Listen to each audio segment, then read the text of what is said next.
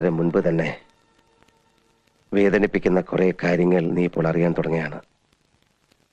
അങ്ങേയറ്റം ക്ഷമയോടെ നീ അത് കേൾക്കണം.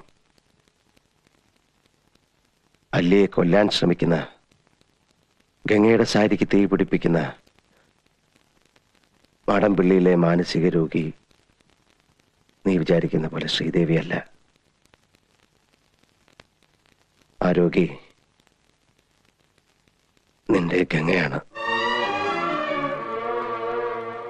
ഞാനിവിടെ വന്ന ദിവസം തന്നെ എനിക്ക് മനസ്സിലായി ശ്രീദേവിക്ക് അസുഖമൊന്നുമില്ല. ശ്രീദേവിയിൽ അസുഖം ആരോപിക്കപ്പെടുമ്പോൾ യഥാർത്ഥ രോഗി അടങ്ങിയിരിക്കുകയാണ്, ആഹ്ലാദിക്കുകയാണ്. പക്ഷെ ആ രോഗി ആരാണെന്ന് മാത്രം പിടികിട്ടിയില്ല. ആ ഘട്ടത്തിലാണ് ഒരു ദിവസം ഗംഗയുമായി ഞാൻ തെക്കിനിയിലെത്തിയത്. അവിടെ വെച്ച് ഗംഗയിൽ നിന്നും ഒരു പ്രത്യേക തരം സൈക്കിക് വൈബ്രേഷന്റെ അനുഭവം എനിക്ക് കിട്ടാൻ തുടങ്ങി. വേദനയോടെ ഞാൻ മനസ്സിലാക്കി, ഞാൻ അന്വേഷിച്ച് നടക്കുന്ന മാടമ്പിള്ളിയിലെ യഥാർത്ഥ മനോരോഗി എന്റെ അടുത്ത് നിൽക്കുന്ന ഗംഗയാണെന്ന്. ഗംഗയിൽ എന്തുകൊണ്ട്, എവിടെ വെച്ച്, എങ്ങനെ ഈ രോഗം ഉടലെടുത്തു? ഒരിക്കൽ നീയുമായിട്ടുള്ള വിവാഹാലോചന വരെ എത്തിയ ശ്രീദേവിയുടെ സാന്നിധ്യമാണോ ഗംഗയുടെ രോഗകാരണം?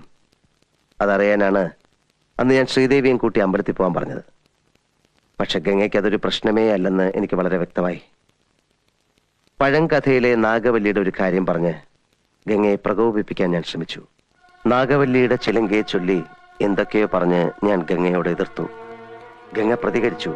അതിശക്തമായി, അസാധാരണമായി. അപൂർവമായ ഒരു മനോരോഗത്തിന്റെ അഗ്നികുണ്ഡങ്ങൾ ഗംഗയുടെ കണ്ണുകളിൽ ജ്വലിക്കുന്നത് ഞാൻ ആദ്യമായി കണ്ടു. ആ നിമിഷങ്ങളിൽ ഒരു നിമിഷം ഗംഗ നാഗവല്ലിയായി മാറുകയായിരുന്നു. ഗംഗയുടെ അസുഖം അതാണ്.